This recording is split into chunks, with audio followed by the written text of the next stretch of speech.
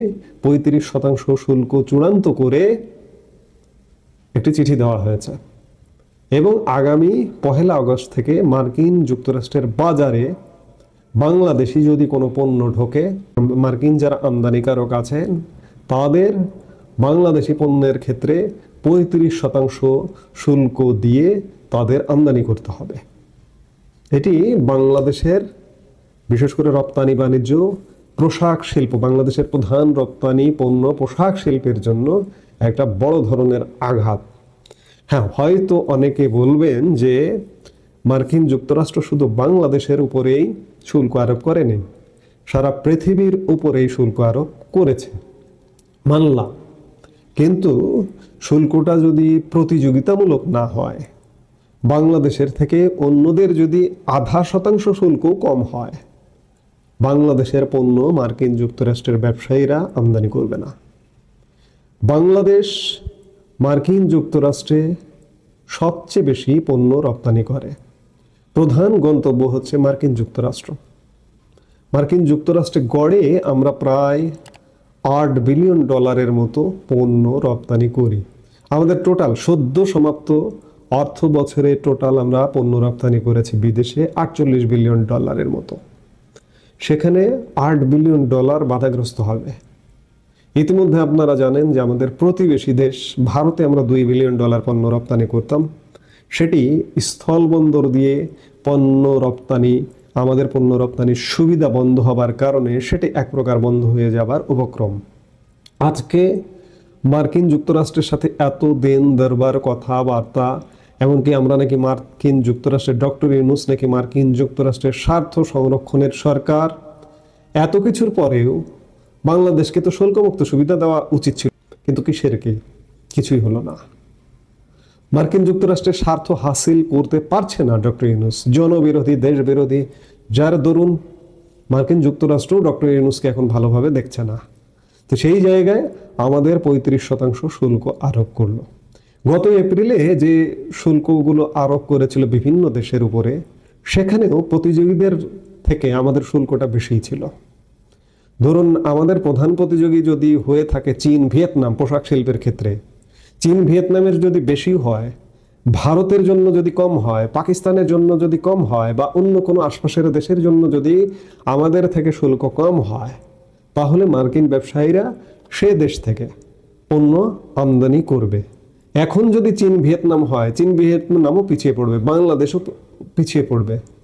পাকিস্তানকে সুবিধা দিলে পাকিস্তান এগিয়ে যাবে, ভারতকে সুবিধা দিলে ভারত এগিয়ে যাবে। অর্থাৎ আমরা একটা ভয়ানক সংকটের মধ্যে পড়ে গেলাম। আমাদের গার্মেন্টস শিল্প এমনি গত 11 মাসে প্রায় বন্ধের উপক্রম। বহু শিল্প প্রতিষ্ঠান, টেক্সটাইল, গার্মেন্ট শুধু নয়, আরও অন্যান্য প্রতিষ্ঠান বন্ধ হয়ে গেছে। নতুন বিনিয়োগ বাংলাদেশে আসে না, বেকার সমস্যা প্রকট। আজকে মার্কিন 35% শুল্ক আরোপ মানে আমাদের $8 বিলিয়ন নেই হয়ে যেতে পারে। আবার ভারতের $2 বিলিয়ন, $10 বিলিয়ন ক্ষতিগ্রস্ত হবে। ধরুন ক্ষতিগ্রস্ত হয়ে টেনে টুনে এটি যদি অর্ধেকও আসে, তাও $5 বিলিয়ন হারিয়ে গেল।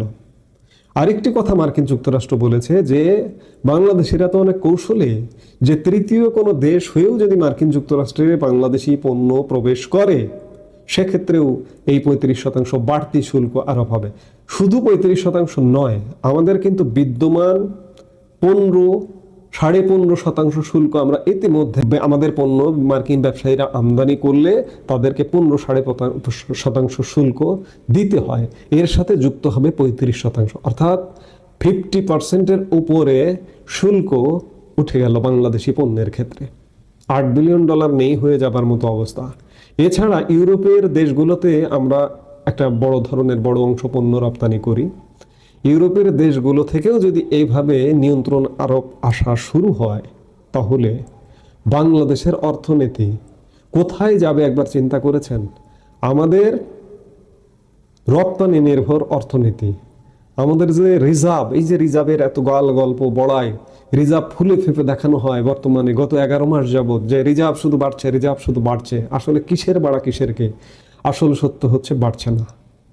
আজকে যদি রপ্তানি বাণিজ্য সংকটের সম্মুখীন হয় বাংলাদেশ, আগামীতে এই যে 1 আগস্ট থেকেই এই বাড়তি শুল্ক কার্যকর হবে।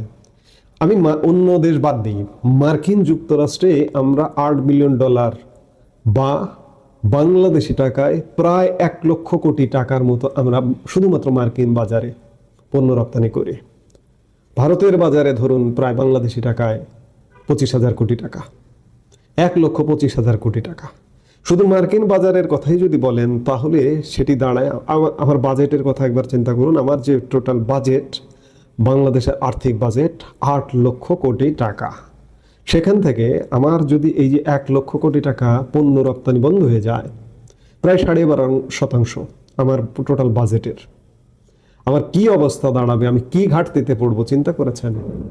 মার্কিন যুক্তরাষ্ট্রে পণ্য রপ্তানি ঘাটতি, ভারতে পণ্য রপ্তানি ঘাটতি, ইউরোপীয় ইউনিয়নভুক্ত দেশগুলোতে যদি পণ্য রপ্তানি ঘাটতি হয়, আমার অর্থনীতির 12টা বেজে 14টা বাজতে সময় লাগবে না।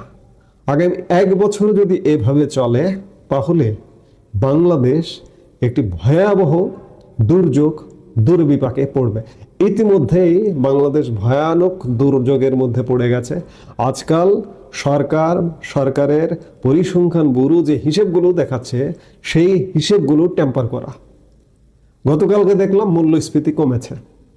আমি অন্য কোনো পণ্যের মধ্যে যাব না, এক চালের দাম, বাংলাদেশের মানুষের যে প্রধান খাদ্য যে চালের দাম কত শতাংশ বেড়েছে কল্পনাতীত। এটি প্রায় কমপক্ষে 40%, 35 to 40% বেড়ে গেছে গত 11 মাসের তুলনায়। তাহলে মূল্যস্ফীতি কোথা থেকে কমলো? আজকে আমাদের গোজামিলে হিসেব, বাংলাদেশ ব্যাংকের বৈদেশিক মুদ্রার রিজার্ভ বাড়িয়ে দেখানো হচ্ছে, মূল্যস্ফীতি কমেছে ইত্যাদি নানান কিছু করে জোড়াতালি দিয়ে আমাদেরকে কোনো রকমে শান্ত রাখবার চেষ্টা করা হচ্ছে। আজকে বেকার সমস্যা বাড়বার কারণে, নতুন কর্মসংস্থান সৃষ্টি না হওয়ার কারণে, আজকে শিল্প প্রতিষ্ঠান বন্ধ হয়ে যাবার কারণে ইতিমধ্যে সামাজিক বিশৃঙ্খলা শুরু হয়ে গেছে। এই যে কথায় কথায় বিভিন্ন জায়গায় মবের কথা শোনেন না, এই মবের অন্যতম প্রধান একটি কারণ হচ্ছে যে বেকার সমস্যা। এই বেকাররাই এই মব ক্রিয়েট করছে। আমরা বিগত সময়, আওয়ামী লীগ সরকারের সময় বলতাম যে হরতাল হয় না। হরতাল কেন হয় না? মানুষ এতটা কর্মমুখী ছিল, এতটা কাজে কর্মে ব্যস্ত ছিল যে হরতাল করবার মতো, রাজনৈতিক দলের সভা সমাবেশে অংশগ্রহণ করবার মতো শ্রমজীবী মানুষেরও সময় ছিল না। কিন্তু আজকে শ্রমজীবী মানুষেরও অফুরন্ত সময়। 100 টাকা 1 ঘন্টা দিলে অসংখ্য শ্রমজীবী মানুষ বিভিন্ন কর্মসূচিতে খুঁজে পাওয়া যায়। এইভাবে দিনকে দিন যদি এইভাবে চলে, ডক্টর ইউনূসের সরকার কেন, আগামীতে যেই সরকারে নির্বাচিত হয়ে বাংলাদেশের মসনদে বসুক না কেন, দেশ পরিচালনা করতে পারবে না। আমরা বিগত 16 বছরের অনেক নেগেটিভ কথা বলা হয়, কিন্তু 16 বছর এই বাংলাদেশের মানুষ আমরা বুঝতে পারিনি বাংলাদেশ আসলে খুব সুন্দরভাবে চলে গেছে, নতুন নতুন স্বপ্নের মধ্য দিয়ে চলে গেছে। এবং বাংলাদেশের চারিদিকে যেভাবে তাকানো যায়, যে ঝকঝকে তকতকে আমরা দেখি, কেন দেখি? বাংলাদেশে একটা কাজের গতি ছিল, বাংলাদেশে অর্থনীতির একটা গতি ছিল। হ্যাঁ, দুর্নীতি হয়েছে, অনিয়ম হয়েছে, দুর্নীতি কোথায় হয় না?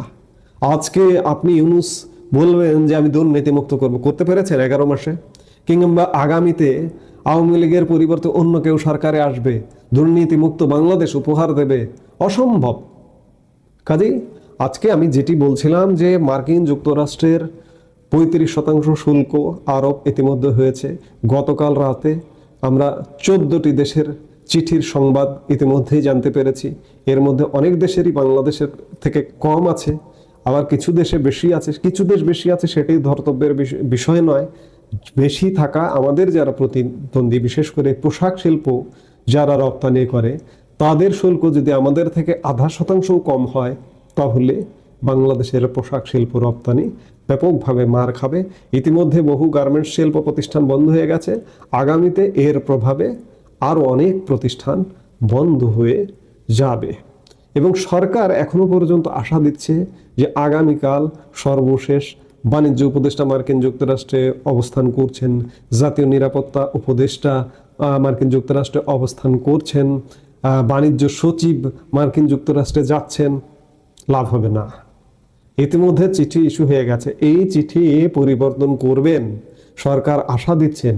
লাভ হবে না। অর্থাৎ বাংলাদেশ আগামীতে বাণিজ্যিকভাবে একটা ভয়ঙ্কর ক্ষতির সম্মুখীন হতে যাচ্ছে বলে এখন পর্যন্ত প্রতীয়মান হচ্ছে। এখন দেখার বিষয় যে আগামী 1 আগস্ট থেকে এটি কার্যকর হচ্ছে, সে পর্যন্ত কি ঘটে। দর্শক, সম্পূর্ণ ভিডিওটি দেখলেন, আশা করি বিষয়টি বুঝতে পেরেছেন। এ নিয়ে আপনার গুরুত্বপূর্ণ মন্তব্যটি অবশ্যই কমেন্ট বক্সে জানিয়ে দিবেন। ধন্যবাদ।